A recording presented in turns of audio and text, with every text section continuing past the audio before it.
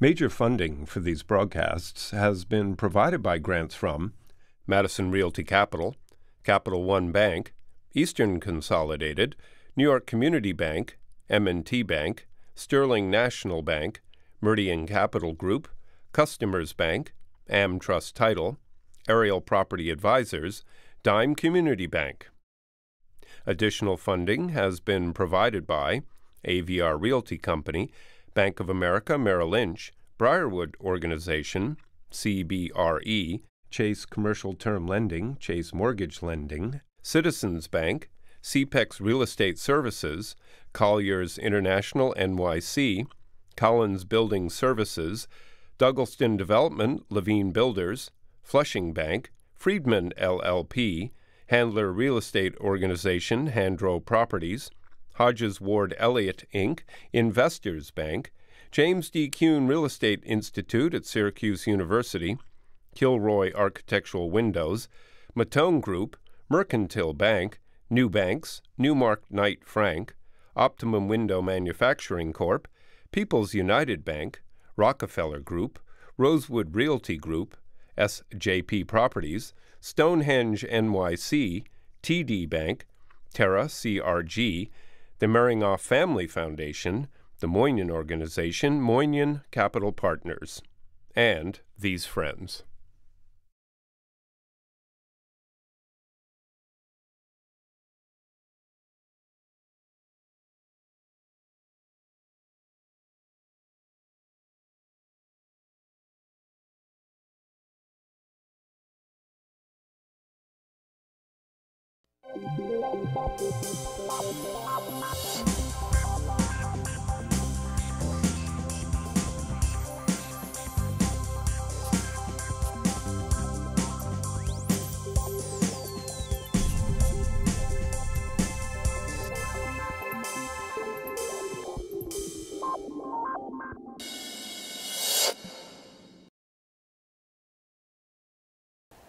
Medicare, Social Security, whoa! My crystal apple is very cloudy. It is cloudy as hell because it is so difficult to understand all the ramifications of Social Security, disability, Medicare, Medigap, Plan B, Plan F, Plan G. So today I've assembled these two experts in the field of Social Security and Medicare and Gap insurance to discuss analyzing the maze that we have.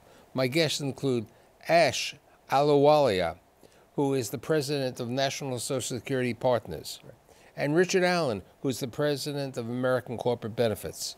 So, I'm 65. Do I apply for Medicare? I'm 62. Do I apply for Social Security? Social Security? Well, you're not going to like my answer. It's going to be it depends. Oh, boy, an evasive depending. Well, for starters, if you're still working, until you reach full retirement age, which for most people is 66, there's no point in applying for Social Security because there's an earnings test. But shouldn't you go and apply to qualify for Part B Medicare when you're 65? You don't have to apply for Social Security to apply for Medicare. Okay, they're two separate decisions. Mm-hmm. Medicare, and you're the expert, but you're going to apply when you're 65. Social Security, you can defer filing up to age 70.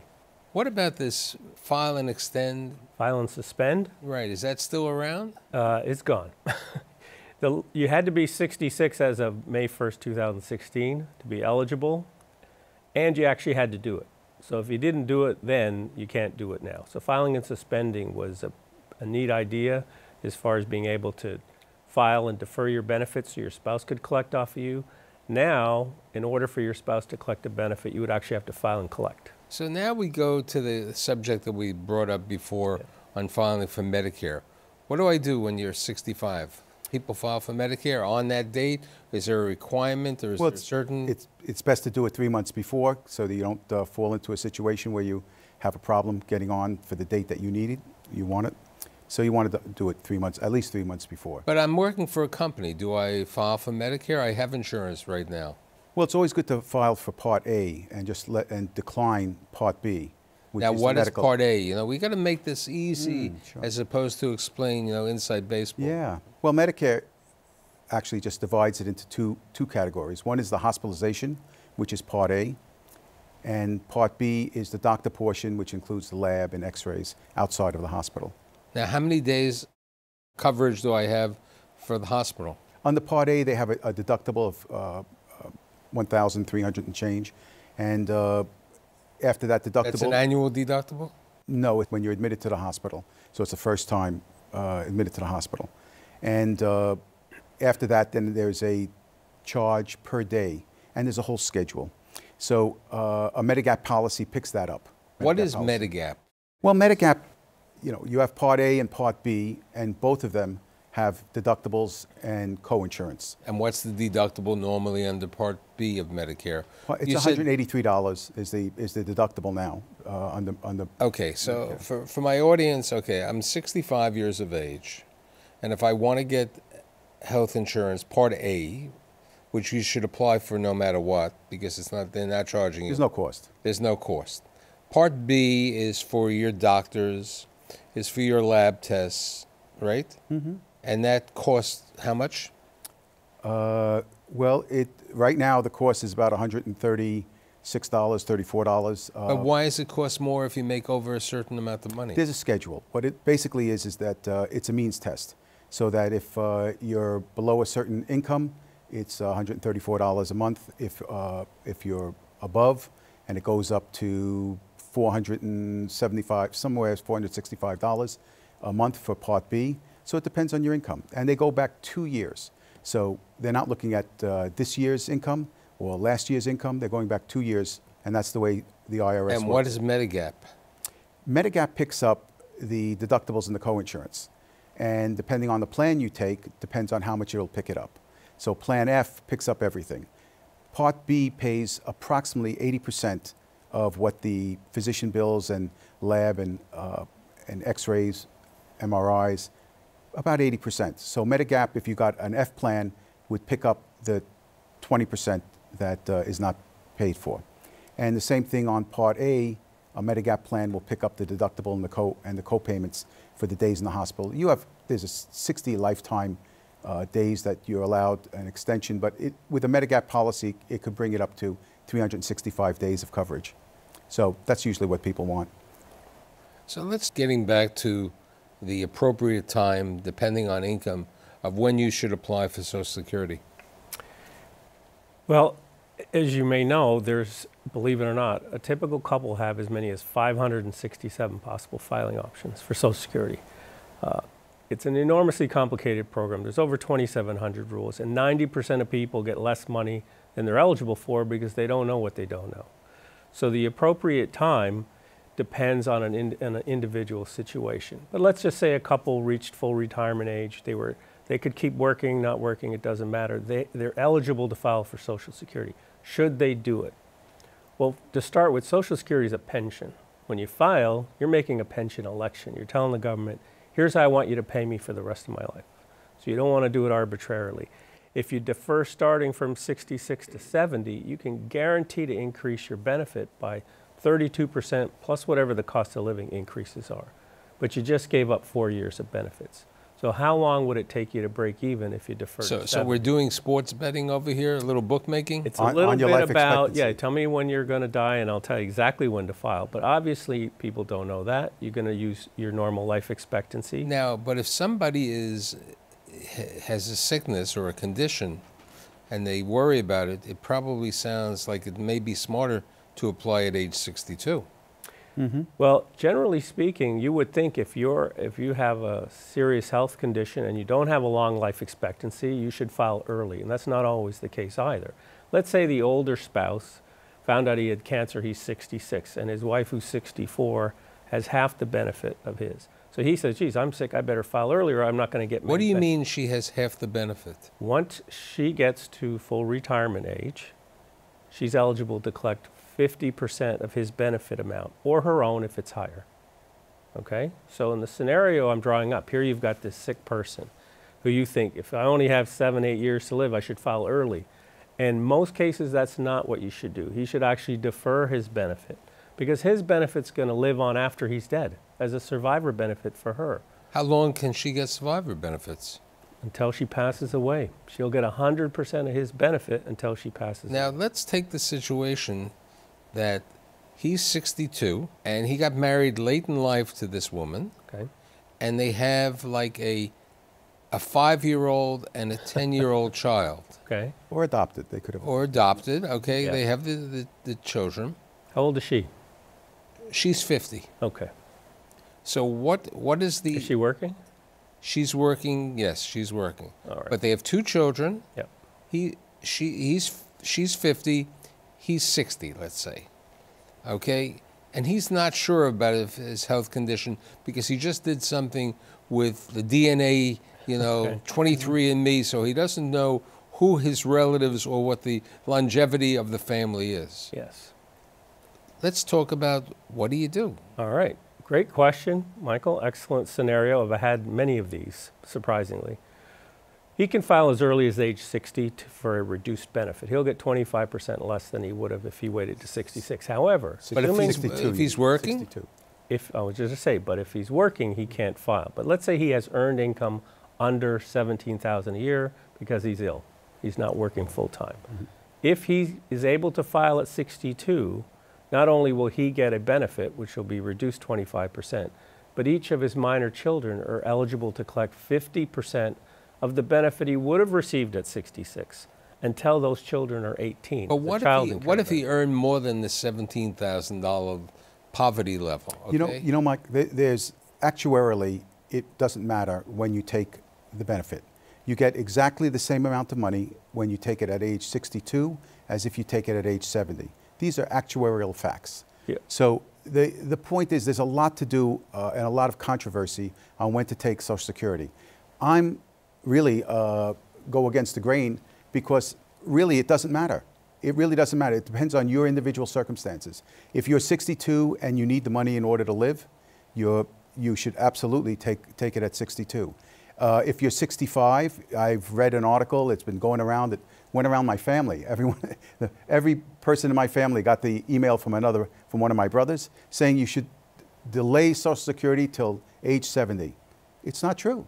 First of all, and it said you should take your IRA payments first, and so this way you get a much bigger Social Security benefit. Yeah. Why do you get a larger Social Security benefit? Well, you delay it If you delay it to 70. But the point is, that one doesn't realize, I mean, they make it sound like it's so simple, but your IRA is going to be taxable no matter what. It's taxable no matter what when you take the money out. If you don't take the money out, whoever is going to be the beneficiary next generation is going to pay the tax on it. So imagine someone telling you, don't take money that you've already put into a pot that you can't get once you die.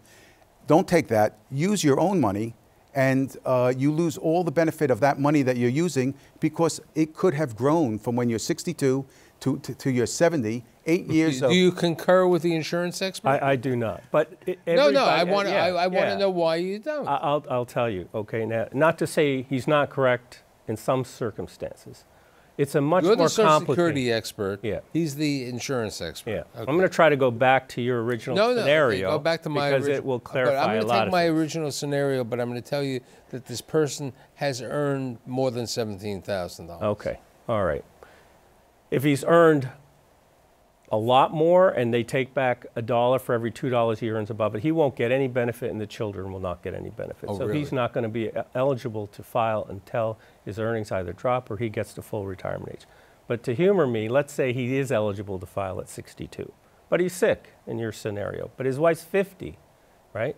He's got a real dilemma because he could file at 62, collect a reduced benefit, and trigger 2 child benefits. And if his wife's not working, she can get a child and care benefit, which is 50% of his full benefit amount till the kids are 16. They can generate a lot of income now, but if he does file early, what else does he do?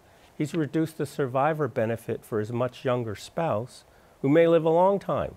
So when I run scenarios for clients, I have to run all the different extremes and try to identify for their situation, is it important for them to defer or take it? If he's got a bunch of life insurance, maybe the survivor benefit's not important, right? You've got to look outside the Social Security box. And the notion that Social Security is actuarially neutral is not true, okay? I've read that everywhere.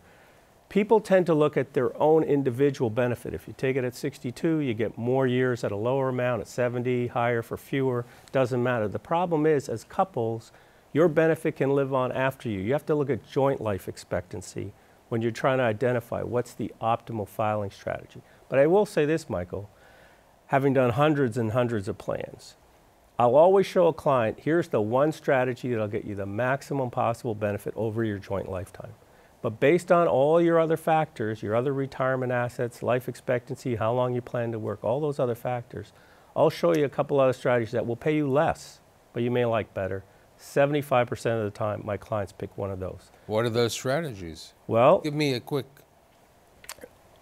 As Rich was saying, let's say if you'd both deferred to 7, you'd get a higher amount, and maybe over your lifetime you'd get more. But maybe if one spouse filed later and one took it earlier, over your joint lifetime you'd get $50,000 less, but you'd get a lot more money up front. So you got to look at the net present value of those cash flows. And what if you don't live to 85 or 90? What if somebody dies early, right? So you got to look at all those different trade-offs when you're designing strategies. So until you run the numbers and quantify the benefits, you really can't make a decision as to what's the best for you may not be the best for another couple in exactly the same ages and benefit amounts. So here's my question. I'm going to go a scenario that we were talking about. Many people reach a retirement, okay? They're under a group insurance. This is more of an insurance question. They reach a retirement, or they're told to retire at a certain time. They were under this group policy, and they are offered this opportunity to join COBRA. Mm-hmm. They have Part A. They don't have Part B because they've been taking the group insurance. Their prescription drug was covered on the group insurance. What is the person supposed to do when they get laid off? Because you were saying that COBRA is only good for like 8 months, right? Well, you have 7 months to apply for Part B when you turn 65. 3 months before and 3 months after. So but what happens if you're older, later on? Well, if there's a qualifying event, which is that you lose your group coverage. Now, the group coverage is when you're employed by that group. So the moment that you're not employed and they give you COBRA, that is not creditable coverage for Medicare. And we've had some serious problems. People come to me after the fact. One gal was not getting a salary. She was basically being given health insurance, but it was a nonprofit, and she was the executive director. And during the financial crisis, she just said, "I won't take a salary. You know, I love this nonprofit." And so when she went to go apply for Medicare Part B, they said the time that you stopped your salary till the time that you apply for Part B, that means you didn't have any coverage at that time that we recognize. She had coverage. If she needed to go to the hospital, she had medical coverage. But Medicare does not recognize that. So she has to pay the penalty of not having coverage for that gap period. So, but let's look at the other situation. You always hear in October on the radio and the television, it's time to apply for what's not covered under Part A or Part B of Medicare. How does somebody make a decision of what's the right coverage for them? You know, you see Anthem, you see United, AARP, United Healthcare, Mm-hmm. you see Humana. How do you know, in the same way that we're talking about Ash, about Social Security, how do you make the right decision of what's the right coverage? You know, Mike, a lot of people get very confused by it, and I don't blame them because the way that it's presented. But basically, it's purchasing like any other product that you would. First of all, Medicare, Medigap insurance is quoted by where you live, by the counties that you live in. So you can go to the state insurance department website. So are you saying to me, if I live in zip code 1001, okay, and I need Medigap insurance, I'm going to pay the same premium if I buy the Humana coverage or I buy the U.S. healthcare coverage? No. Bear with me a moment. Let me explain it. Basically, each carrier, like other products in the marketplace, has a different price point and experience. So there are some companies that charge less for Plan F than other plans. Because they're experience-rated companies, right? Correct. They're either community rated, or it could be various ways that the state insurance department allows them to rate their price on their insurance. But basically, the idea is that each carrier can be more or less for the exact same coverage. So you have, let's say you have So Plan you're F. saying that the coverage is identical, it's just the pricing based by the carrier. Correct. The coverage goes by letter. So if you buy Plan F from any carrier, it's the exact same benefit. So it really is what is the cost. And the beauty of this is that you can, and it's very confusing because when people normally speak to someone from a carrier, they're selling that carrier's Medigap plan. So if they want to know what they don't know, they have to go somewhere else. Our recommendation is that you go to the state insurance department. Each state has this on their website. New York State has a wonderful one. You go there, you could see a grid of all the carriers. You could see the category you're in if you're in New York City. Some carriers separated by Westchester. And so there's different prices, and you can look at it. It's basically a chart. If you take a look at it, you decide you want Plan F, which covers all of the deductibles and the coinsurance. And by the way, Plan F is going to be going away as an option on January 1st, 2020, but those who have it can retain it. So what's going to happen on January 1st, 2020? It sounds worse than National and Social Security here. Well, it really is, it's much to do about nothing in my opinion, because it's the fact that Congress felt that when you have a health care plan where 100% is covered all the time and you have what's called no skin in the game, that you would tend to have higher utilization. This hasn't been proven, but it sounds like a good theory. So what they did was they said there's going to be plans that you have to pay at least $183 for the deductible under Plan B. So now the new Plan F will probably have $183 deductible under Plan Part B. But will there be a Plan F later on in 2020? After January 1st, 2020, you will not be able to buy it. If you have it now or buy it before January 1st, 2020, then you'll be able to keep it. So what happens to the deductible? Well, bear with me. The deductible is $183 in today's costs. Actuarially, we can assume that Plan F, because it doesn't cover the $183, will be $183 cheaper, actuarially, close to it anyway. So it's not as if But will my deductibles be covered? Well, in that scenario, we'd have to see how it's going to come out. But in that scenario, and by the way, this calls for Plan C as well as Plan F. Now, you never explained Plan C. What is Plan C? Rather than look at every one of these plans, you basically just take it as that you have A, and there's different letters until you get to Plan G. You have F. There used to be an I, but they took it away. But all of these plans basically cover a percentage of what you would have to pay if you had no plan. So it's not complicated at all. You have plans that you're not covered for your Part B deductible or your Part B coinsurance, and then you have plans that cover everything. So it really is not complicated at all. It's how much you could afford to pay in healthcare costs before your insurance kicks in. A great example of that is when you buy auto insurance. Some people buy a $200 deductible, right, and other people say I can it's afford. Based on the deductible. Exactly. So let's go to different circumstances.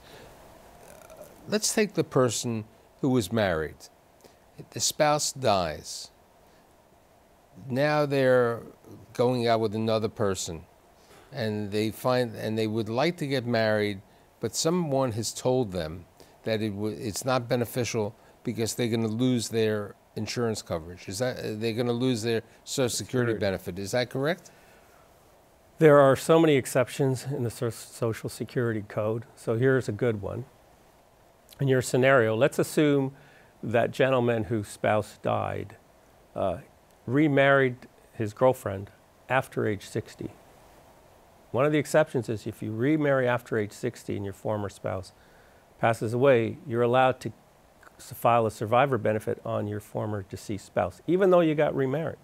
If they remarried before age 60, you couldn't do that. Is the survivor benefit more? I mean, I know specifically a number of people who won't get remarried because they don't want to lose their Social Security benefit or their survivor benefit. Yeah, he's not going to lose the survivor benefit. The amount of the survivor benefit you receive depends on the age at which you file. So let's say this gentleman, his wife died when he was 62, but he's still working. He can't file for survivor benefit anyway because of the earnings test.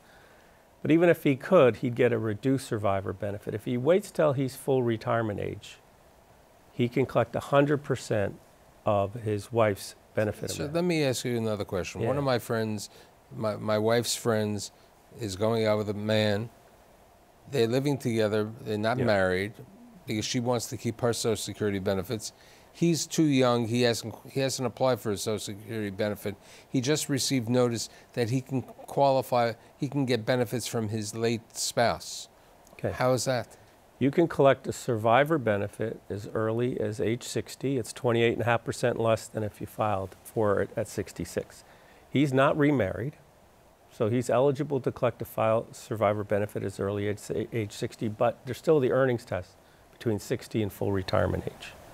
So if he earns over 17,000, $17,000, they're going to reduce it or eliminate the survivor benefit. But if he stops working or he waits till he's full retirement age, then he can file to collect a survivor. But if he remarries his girlfriend after age 60, he's not going to lose that survivor benefit. He could actually collect it and get remarried. boy. Yeah. What about the situation of the 60-year-old who has the 10-year-old and the 5-year-old? Yes. How long could these children receive benefits if he applies for Social Security at 65? When at 66, when the kid, one child is 16 and one is 10. Yeah. Once he files, each child is eligible to collect 50% of the benefit he would have received at 66 until the child is 18. And if his wife, remember in your scenario, she was much younger, if she's not working or has earnings below 17,000, she can also collect a child in care benefit until each child is 16. Now there's a family maximum. You can't have 8 kids and they're going to pay that on all the kids. There's a total amount that they're going to limit, but the children and the wife are eligible to file for benefits once he files. I just recently watched American Greed talking about an attorney in the Midwest who basically who hurt Social Security by $500 million. $500 million? It was $500 million All right. on false claims on disability. Yeah. It's a big problem. Disability, it's difficult to get now because there's so much fraud in the disability part of Social Security.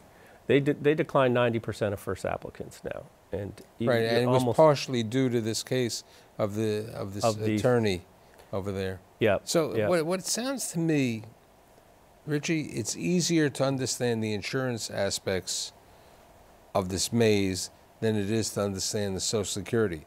But one thing is certain, that I recommend that people, when they are evaluating their Social Security and when they're evaluating their insurance, their Medigap and what they have, they should talk to experts like the two of you to gain a better idea, because truly this is a very cloudy apple today and it's not getting any clearer. And I'd like to thank Ash and Richie, and until we see each other again. Thank you. Thank you. Pleasure.